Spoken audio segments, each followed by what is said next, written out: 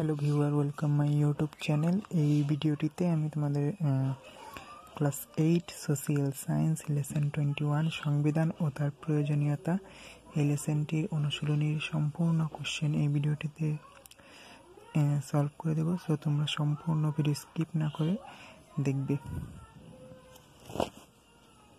আর এই সাবজেক্টটির আগের লেসনের কোশ্চেনের অ্যান্সারগুলো যদি তোমরা দেখতে চাও তাহলে আমি এই ভিডিওর ডেসক্রিপশনে লিঙ্ক দিয়ে রাখবো, বা তোমরা আমার প্লেলিস্টে গিয়ে দেখতে পারো।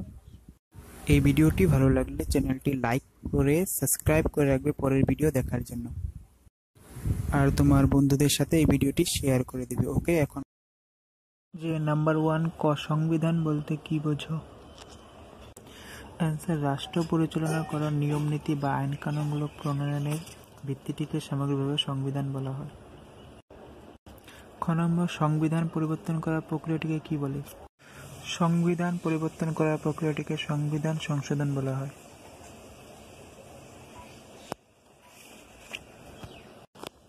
গ নম্বর, নেপালে কত খ্রিস্টাব্দে গণতন্ত্র প্রতিষ্ঠিত হয়?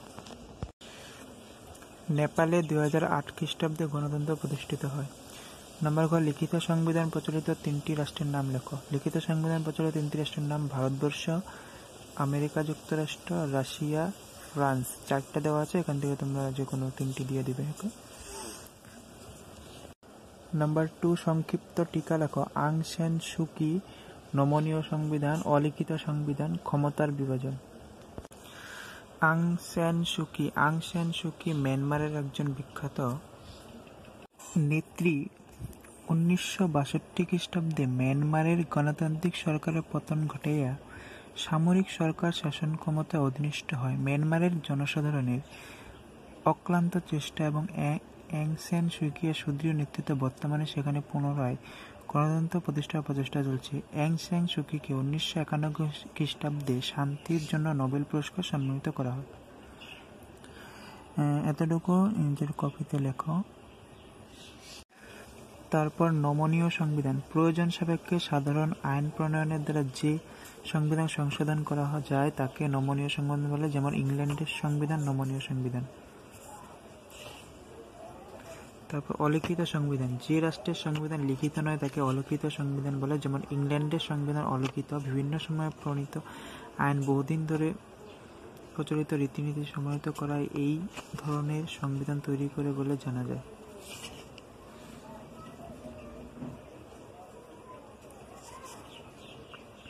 তারপর ক্ষমতার বিভাজন, একটি রাষ্ট্রের সুষ্ঠুভাবে পরিচালনা হওয়ার জন্য সরকার 3টি অক্ষ থাকে, যেমন বিধান মণ্ডল, কার্যপালিকা এবং ন্যায়পালিকার মধ্যে দায়িত্বসমূহ দেশের সংবিধান ভাগ করে দিয়েছে। বিধানমণ্ডল রাষ্ট্র পরিচালনার জন্য অত্যাবশ্যকীয় আইন প্রণয়ন করে, কার্যপালিকা বিধানমণ্ডলের দ্বারা প্রণীত আইনকানুন কার্যকরী করে, আর ন্যায়পালিকা বিধানমণ্ডলের দ্বারা প্রণীত আইনসমূহ সংবিধানসম্মত হয়েছে কিনা তা যাচাই করে দেখে ও বিচার ব্যবস্থা পরিচালনা করে। সংবিধান এইরূপ ব্যবস্থা না থাকলে রাষ্ট্রে অরাজকতা সৃষ্টি হতো এবং প্রশাসনিক কাজে বিশৃঙ্খলা সৃষ্টি হতো।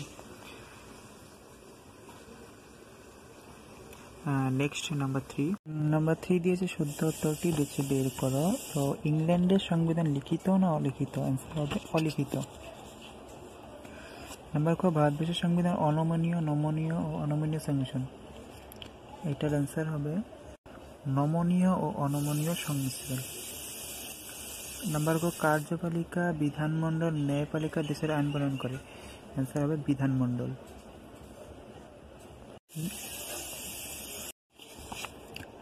নাম্বার 4, সংবিধান কত প্রকার ও কি কি ব্যাখ্যা করো? 4 প্রকার। নাম্বার 1, লিখিত সংবিধান। নাম্বার 2, অলিখিত সংবিধান। নাম্বার 3, নমনীয় সংবিধান। নাম্বার 4, অনমনীয় সংবিধান।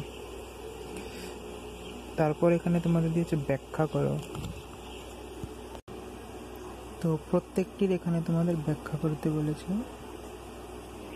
যে সকল সংবিধান লিখিত রূপে থাকে তাকে লিখিত সংবিধান বলে। লিখিত সংবিধান বৈশিষ্ট্য স্পষ্ট এবং নির্দিষ্ট। লিখিত সংবিধান রচনাকারীর সম্বন্ধে অবগত হওয়া যায়। আমেরিকা যুক্তরাষ্ট্র, ভারতবর্ষে লিখিত সংবিধান আছে। তারপর নাম্বার 2, অলিখিত সংবিধানের ব্যাখ্যাটি দেখো। যে সকল সংবিধান লিখিত রূপে থাকে না তাকে অলিখিত সংবিধান বলে, যেমন বিভিন্ন সময় প্রণীত আইন বহুদিন ধরে প্রচলিত নীতি নিয়মসমূহকে সমন্বিত করে ধরনের অলিখিত সংবিধান তৈরি হয়। এই সংবিধান কোনো বিষয় লিখিত রূপে থাকে না। ইংল্যান্ডের সংবিধান অলিখিত। এগুলো তোমরা নিজের কপিতে নোটস করে তারপরে লার্ন করবে। মোবাইল থেকে পড়লে অসুবিধা হবে। নেক্সট, নমনীয় সংবিধান। প্রয়োজনীয় সাপেক্ষে সাধারণ আইন প্রণয়নের দ্বারা সহজে যে সংবিধান সংশোধন করা যায় তাকে নমনীয় সংবিধান বলে। নমনীয় সংবিধান লিখিত বা অলিখিত হতে পারে। ইংল্যান্ডের সংবিধান নমনীয় সংবিধান। তারপর অনমনীয় সংবিধান। কোনো সংবিধান সংশোধন করার জন্য বিশেষ পদ্ধতির প্রয়োজন হয়। এই বিশেষ পদ্ধতি অতি জটিল, সহজে সংশোধন করা যায় না। এই ধরনের সংবিধানকে অনমনীয় সংবিধান বলা হয়। অনমনীয় সংবিধান সর্বদা লিখিত রূপে থাকে। আমেরিকা যুক্তরাষ্ট্রের সংবিধান অনমনীয় সংবিধান। নাম্বার 5 দিয়েছে অলিখিত আর লিখিত সংবিধানের পার্থক্য। অ্যান্সারগুলো দেখো। লিখিত সংবিধান স্পষ্ট এবং নির্দিষ্ট, অপরদিকে অলিখিত সংবিধান স্পষ্ট এবং নির্দিষ্ট নয়। নাম্বার 2, লিখিত সংবিধান রচনাকারী এবং রচনাকারীর মাঝে সম্বন্ধে অবগত হওয়া যায়, কিন্তু অলিখিত সংবিধানে রচনাকারী ও রচনাকারীর সম্বন্ধে অবগত হওয়া যায় না। নাম্বার 3, লিখিত সংবিধানের সংশোধন পদ্ধতি জটিল, অপরদিকে অলিখিত সংবিধানের সংশোধন পদ্ধতি সহজ। 5 খ নম্বর, অনমনীয় সংবিধানের দুটি বৈশিষ্ট্য। অ্যান্সার, অনমনীয় সংবিধানের দুটি বৈশিষ্ট্য হলো: অনমনীয় সংবিধানের সংশোধন পদ্ধতি জটিল, অনমনীয় সংবিধান সর্বদা লিখিত রূপে থাকে। এই দুইটি বৈশিষ্ট্য নিজের কপিতে নোট করে নাও। নাম্বার 6 দিয়েছে গণতান্ত্রিক রাষ্ট্রে সংবিধানের প্রয়োজনীয়তা আছে কি? যুক্তি সহ আলোচনা করো। এই কোশ্চেনটির অ্যান্সার যদি তোমাদের প্রয়োজন হয় তাহলে আমাকে কমেন্ট করে বলবে। আমি এই অ্যান্সারটি আর একটি নতুন ভিডিও বানিয়ে আপলোড করে দিব। ওকে। নাম্বার 7, ভারতবর্ষ, আমেরিকা যুক্তরাষ্ট্র, ইংল্যান্ড এই রাষ্ট্রগুলোকে নিচের উপযুক্ত স্থানে বসাও। অ্যান্সারটি দেখে নাও। নমনীয় ইংল্যান্ড, অনমনীয় আমেরিকা যুক্তরাষ্ট্র, নমনীয় অনমনীয় এটা হবে ভারতবর্ষ। ওকে স্টুডেন্ট, এতটুকু অনুসরণের কোশ্চেন অ্যান্সার তোমাদের কপিতে নোট করে লার্ন করে নাও। আর তোমাদের কিছু অ্যাডিশনাল কোশ্চেন জানা দরকার, শর্ট কোশ্চেন। সেগুলো হলো: নাম্বার 1, রাষ্ট্র পরিচালনা করা আইন কানুনের সমষ্টিকে কি বলা হয়? অ্যান্সার, রাষ্ট্র পরিচালনা করা আইন কানুনের সমষ্টিকে সংবিধান বলা হয়। তারপর নাম্বার 3টি দেখে লিখে নাও। তারপর নাম্বার 5, সরকারের অঙ্গ 3টি কি কি? অ্যান্সার, কার্যপালিকা, বিধানমণ্ডল, ন্যায়পালিকা। তারপর 2008 খ্রিস্টাব্দে পূর্বে নেপালের কি ধরনের সরকার ছিল? অ্যান্সার, রাজতন্ত্র।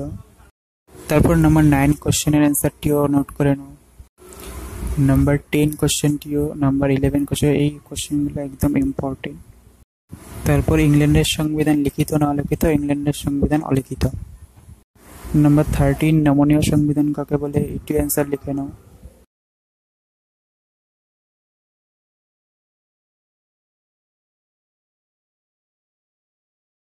নাম্বার 14, ইংল্যান্ডের সংবিধান সংশোধন পদ্ধতি কি ধরনের? তারপর নাম্বার 15 এর কোশ্চেনের অ্যান্সারটিও নোট করে নাও। এতটুকুই ছিল আজকে তোমাদের ভিডিও। বাই।